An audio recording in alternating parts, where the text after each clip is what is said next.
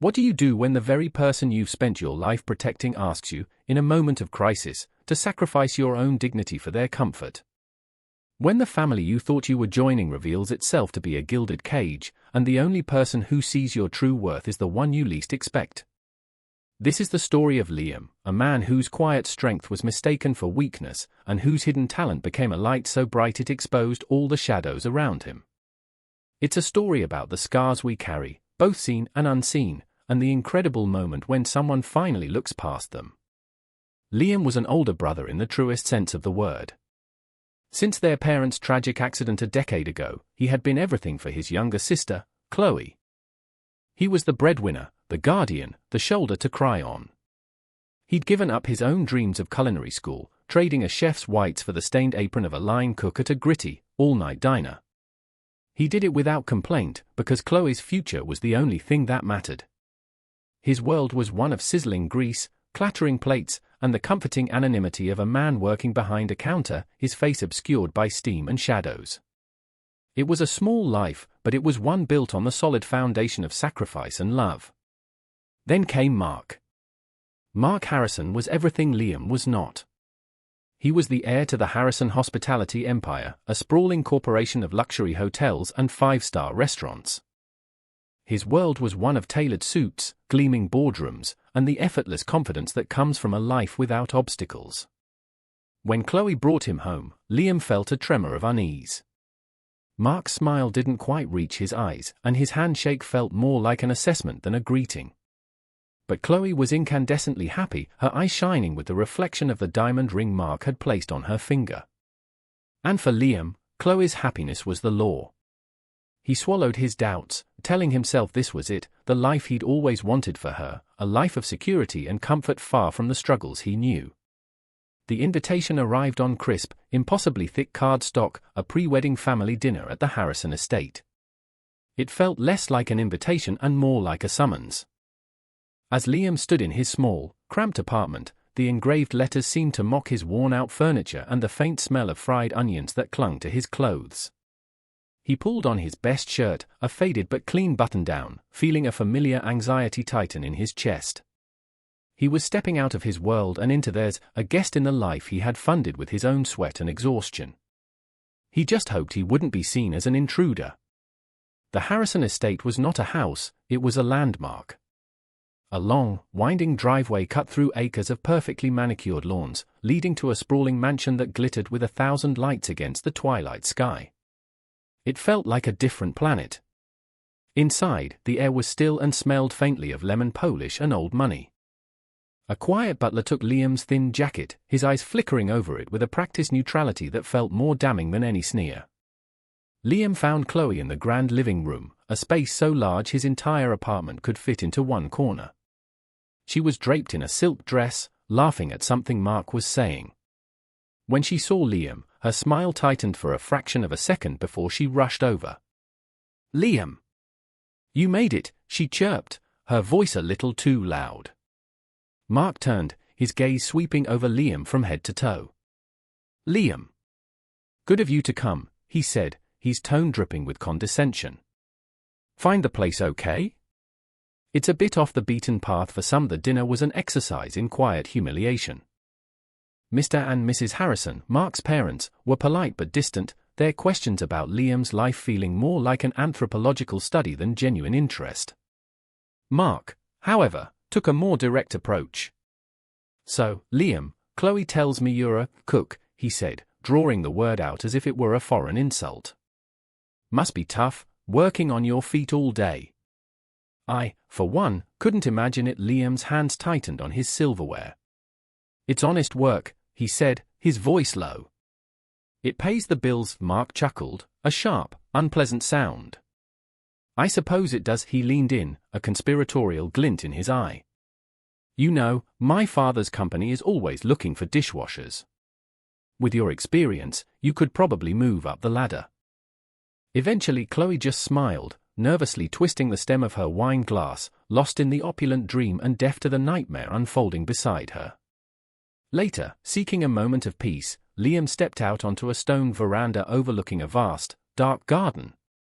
The cold air was a relief. He heard footsteps behind him and turned to see Mark, holding 2 glasses of whiskey. "Here," Mark said, thrusting one at him. "Loosen up. You look like you're at a funeral." Liam didn't take the glass. "I'm fine." Mark's friendly facade finally dropped completely. His eyes narrowed. "No, you're not. You're an embarrassment, Liam. Look at you. Your cheap shirt, your rough hands. You reek of that greasy diner. You don't fit in here. You're dragging her down." Liam's blood ran cold. He had endured the snide comments, the condescending tone, the utter dismissal of his life's work. But this was different. This was a direct assault on his very being, on the sacrifices that had allowed Chloe to be standing in that very house. "The only reason she's here," Liam said, his voice shaking with a quiet, controlled rage, "is because of that greasy diner. The only reason she had clothes on her back and a roof over her head is because of my rough hands." Mark scoffed, taking a step closer, his larger frame crowding Liam against the stone balustrade. "You think you're some kind of martyr, don't you? You're not a hero. You're just the baggage she's been forced to carry. And now, she's with me. She doesn't need you anymore." The words were like stones, each one striking a blow more painful than any fist. But the fist came anyway. Mark shoved him hard. "You think you're so noble," he spat, his face contorted with fury. Liam stumbled back, catching his balance. "Don't touch me, Mark." "War what?" Mark sneered, his arrogance swelling. He shoved Liam again, harder this time. Liam's back hit the cold stone. "You'll flip a burger at me." The rage that had been simmering in Mark finally boiled over. He grabbed the front of Liam's shirt, twisting the fabric. He was a man who had never been told no, a man whose power and wealth had insulated him from consequences. And in Liam, he saw everything he despised: struggle, humility, a quiet dignity he could never possess. So he tried to smash it. He threw a punch. It connected with Liam's jaw, the sound sickeningly loud in the night air. Liam saw stars, a burst of white-hot pain exploding in his head. He fell to his knees, tasting blood. Mark wasn't done.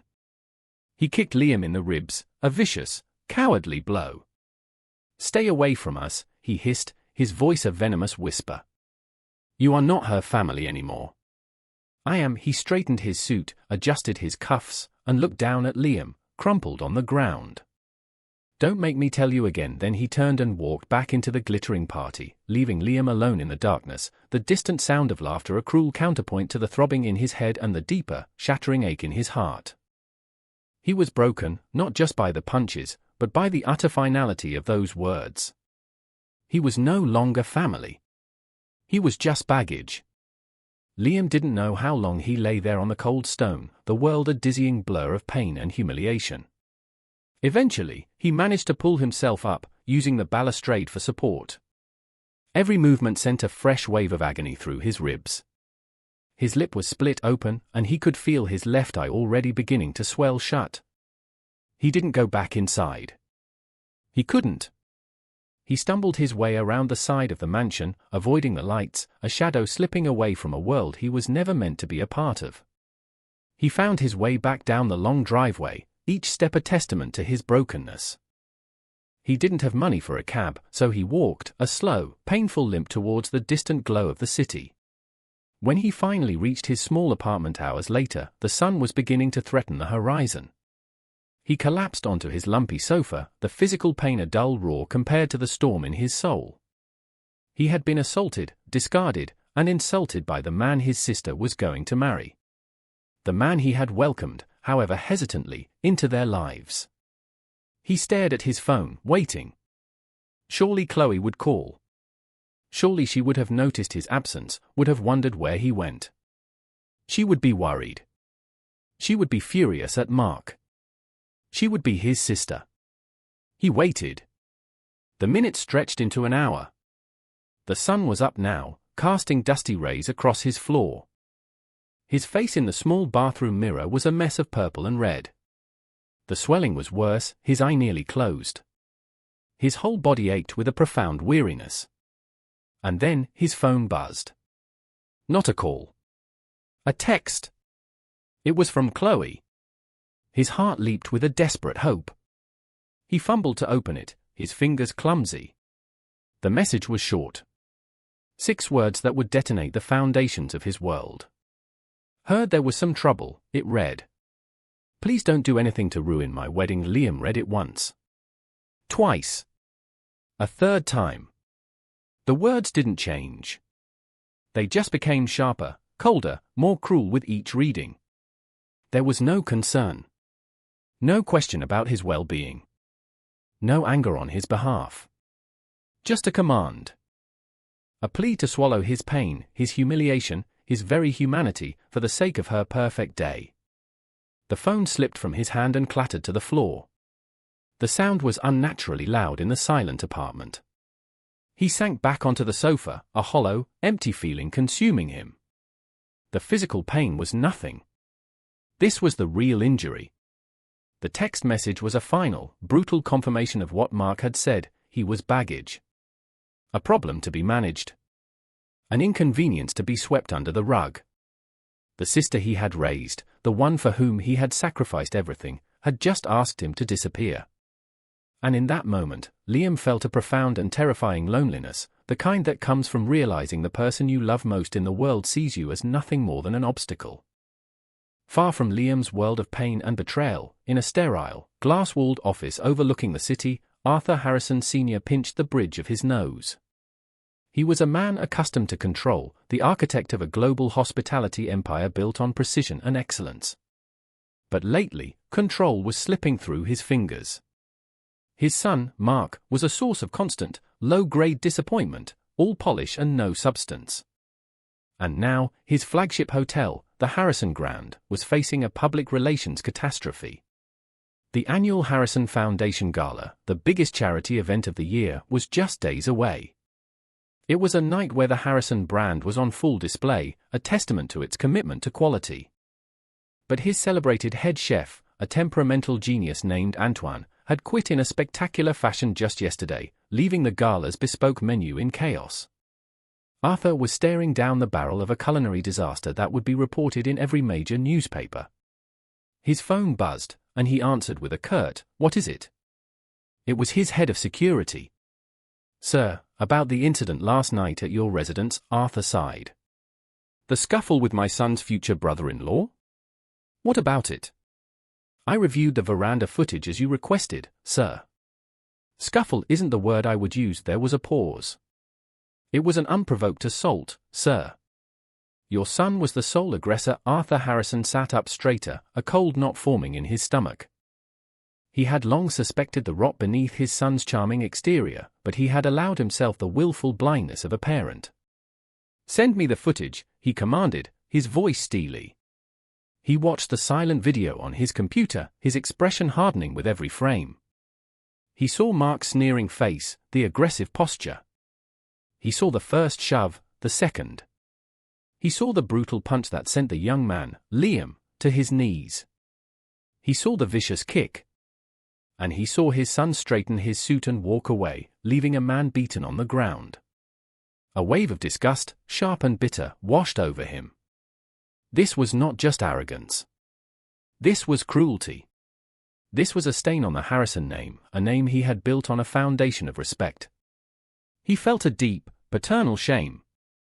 But mingled with the shame was a flicker of something else. He watched the other man, Liam. He saw the quiet defiance, the refusal to be baited, the dignity he held even as he was being attacked. There was a strength in him that Arthur hadn't seen in his own son in years, if ever. His mind raced, connecting the dots. His son's character flaw was no longer a private disappointment, it was a public liability. And his gala was a ticking time bomb. Driven by a strange cocktail of guilt, anger, and a CEO's instinct for problem-solving, Arthur made a decision. He had his team find out everything they could about Liam. The report was simple: an orphan, raised his younger sister on his own, works as a line cook at the Starlight Diner downtown. No criminal record. No history of trouble. Just a quiet life of hard work. The diner. The name sparked an idea, a long shot born of desperation and a burgeoning respect for the man his son had brutalized. He had to see this man for himself. He had to understand the person his son saw as an embarrassment. The Starlight Diner was a world away from the hushed elegance of Arthur Harrison's life. It was a cacophony of clattering cutlery, gruff orders being yelled, and the perpetual sizzle of the flat-top grill. The air was thick with the honest smell of coffee and fried bacon. Arthur, dressed in a bespoke suit that cost more than the diner's monthly rent, felt conspicuously out of place. He took a seat at the far end of the counter, a spot that gave him a clear view into the organized chaos of the kitchen. And there he was. Liam. His face was a roadmap of the previous night's brutality. A deep purple bruise bloomed around one eye, and a strip of plaster covered a cut on his swollen lip. Yet, he moved with a focused, almost balletic grace. His hands, though clearly those of a laborer, were deft and precise. He flipped pancakes, plated eggs, and seared burgers with an economy of motion that spoke of thousands of hours of practice. Arthur watched, fascinated. He saw more than a line cook going through the motions. He saw an artist. He saw the way Liam wiped the edge of every single plate, a small, unnecessary gesture of care in a place that didn't demand it. He saw the way he communicated with the waitress, a quiet nod, a raised eyebrow, a silent language of efficiency. He was the calm, humming engine at the heart of the diner's frantic pace. This was not the work of a man who was just a cook, this was the work of a chef, a man who understood food not just as fuel, but as a craft. A waitress came over, her pen poised over her notepad. "What'll it be, hun?"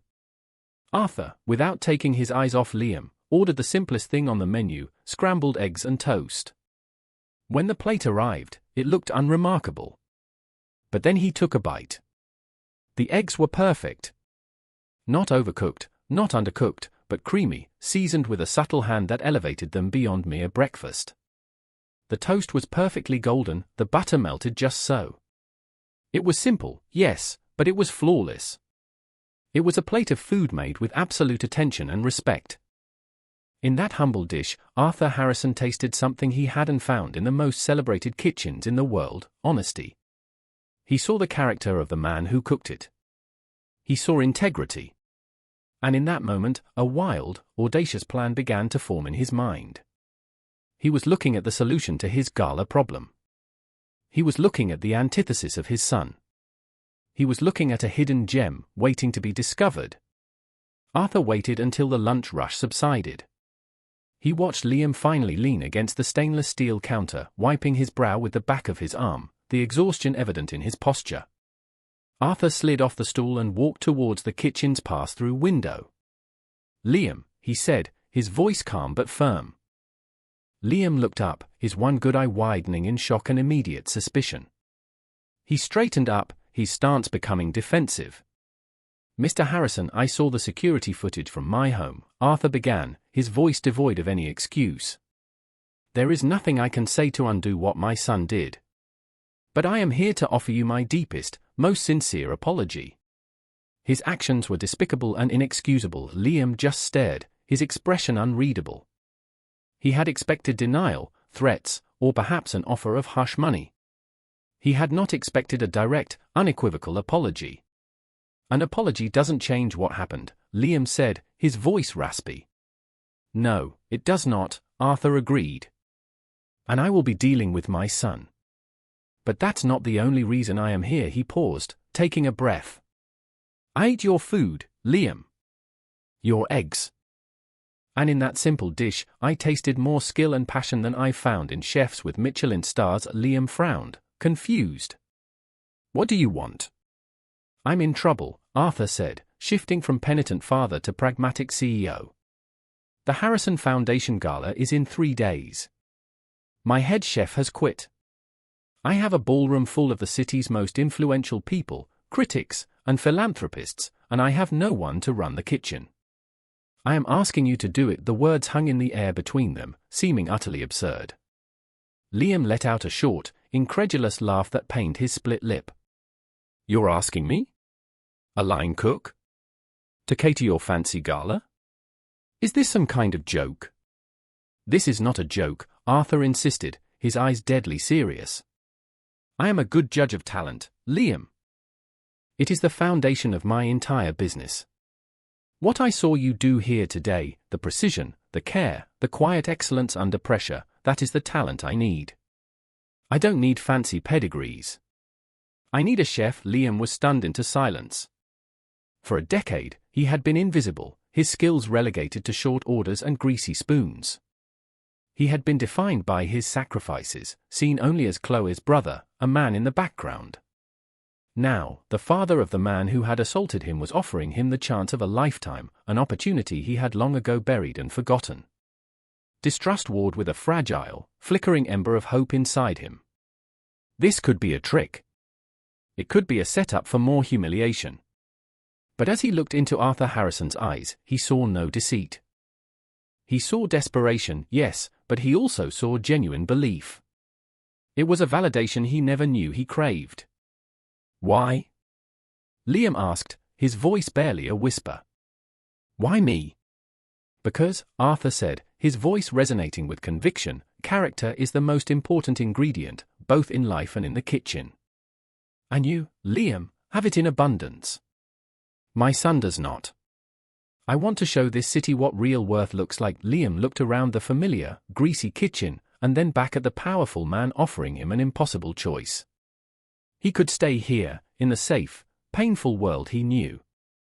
Or he could take the biggest risk of his life, a risk that could lead to his ultimate triumph or his final, crushing failure. The decision was a terrifying leap of faith. I'll do it, Liam said, the words feeling foreign on his tongue. A wave of relief washed over Arthur Harrison's face. Excellent, he said, a new energy in his voice. My car is outside. We have work to do within the hour. Liam was standing in the cavernous, gleaming stainless steel kitchen of the Harrison Grand. It was a chef's paradise, a culinary laboratory equipped with every imaginable gadget and staffed by a small army of chefs in crisp, white uniforms.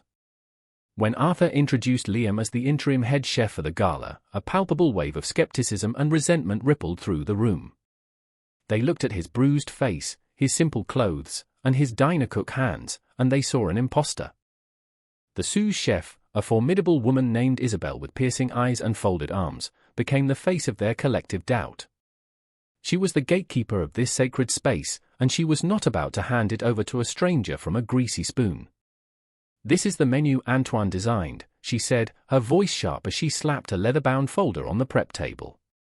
It's a 7-course monstrosity. Impossible to execute on this short notice, even for a seasoned team. Liam opened the folder.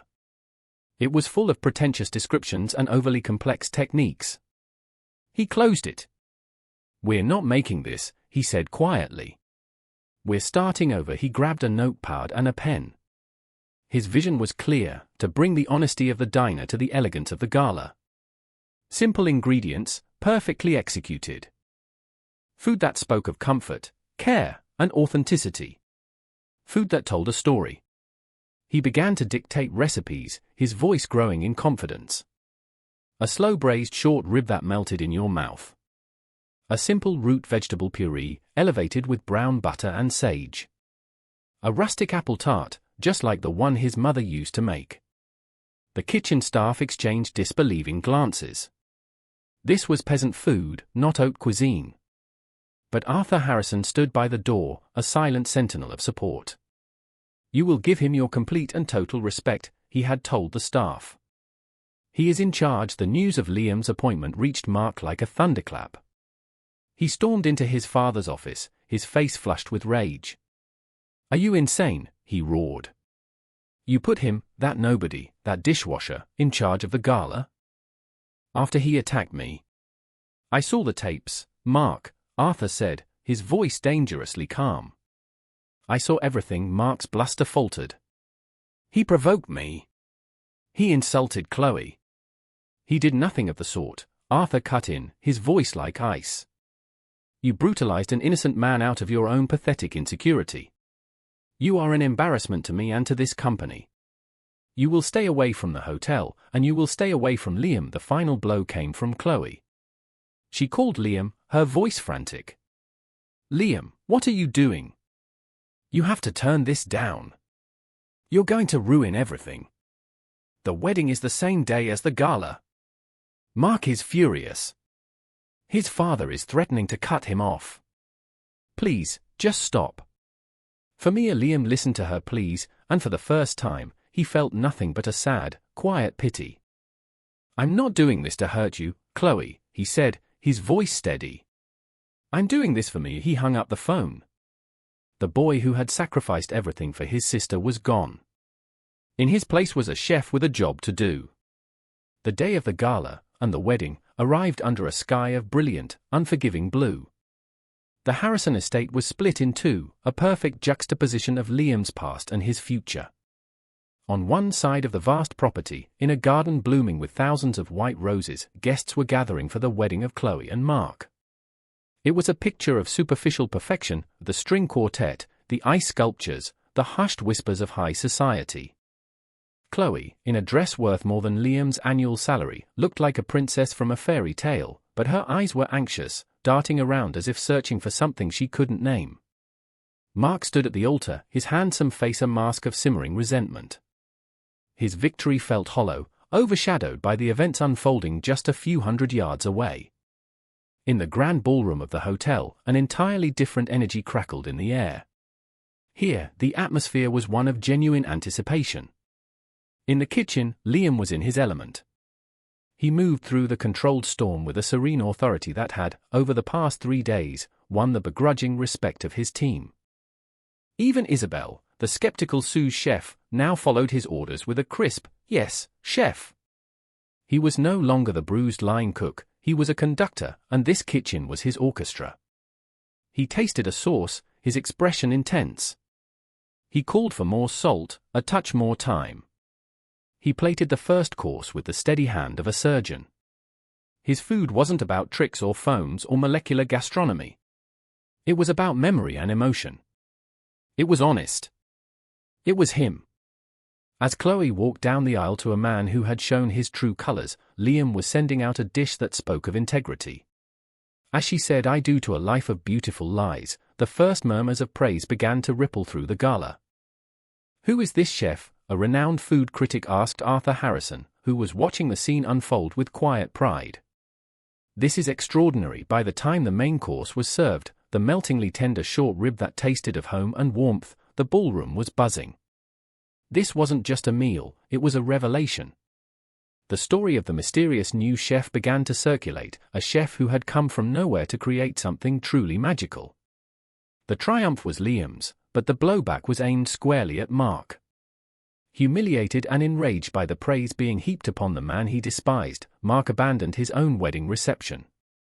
He stormed into the gala, his face blotchy with fury, and confronted his father in front of several board members. "How dare you?" he screamed, his voice echoing in the suddenly silent room. "You chose this piece of trash over your own son." Arthur Harrison looked at him, not with anger, but with a deep, profound sorrow. "He is 10 times the man you will ever be," he said, his voice carrying the weight of a final judgment. Mark, completely unhinged, lunged for his father, his mask of civility finally shattered for all to see. Security guards intervened immediately, dragging the struggling, cursing heir out of the ballroom, his true, violent nature exposed in the most public and damning way possible. The wedding was over before the cake was even cut.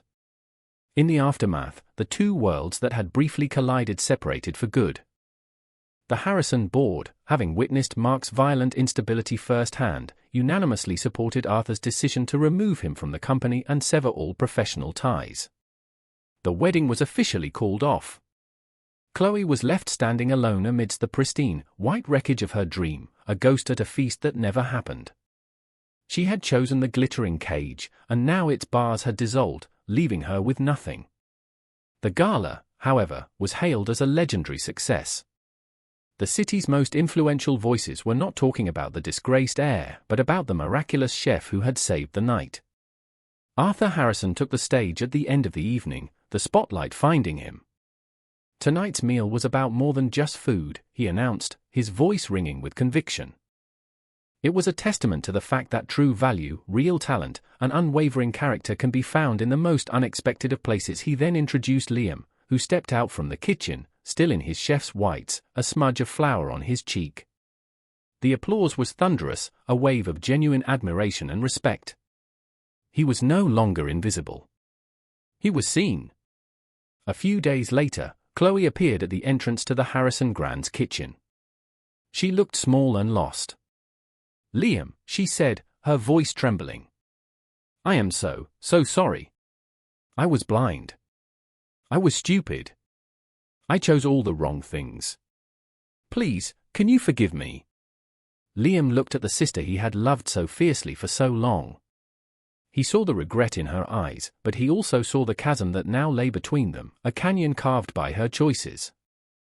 The anger was gone, replaced by a quiet, sad acceptance. "I'm not the one you need to forgive, Chloe," he said gently. "I hope you find what you're really looking for someday." He didn't say it, he said you. It was a final, gentle cutting of the cord. His path was his own now. He turned back to the comforting warmth and sizzle of his kitchen, a world where he belonged, a world he had built not on sacrifice for others, but on respect for himself. And so, our story ends not with a broken man in a dark alley, but with a celebrated chef standing in his own light. Liam's journey teaches us a powerful lesson. It reminds us that our worth is not determined by our job title, our bank account, or the opinions of those who refuse to see us. It is forged in our character, measured by our integrity, and revealed in the quiet dignity with which we face our darkest moments. Sometimes, the people who are supposed to love us most can be the blindest to our value. But you must never, ever let their blindness dim your own light. Your talent is real. Your strength is real. Your worth is absolute. Remind someone of that today. Share this story with anyone who has ever felt overlooked, underestimated, or invisible, and tell them that their moment to be seen is coming. Don't let anyone make you feel like baggage on their journey. You are the hero of your own.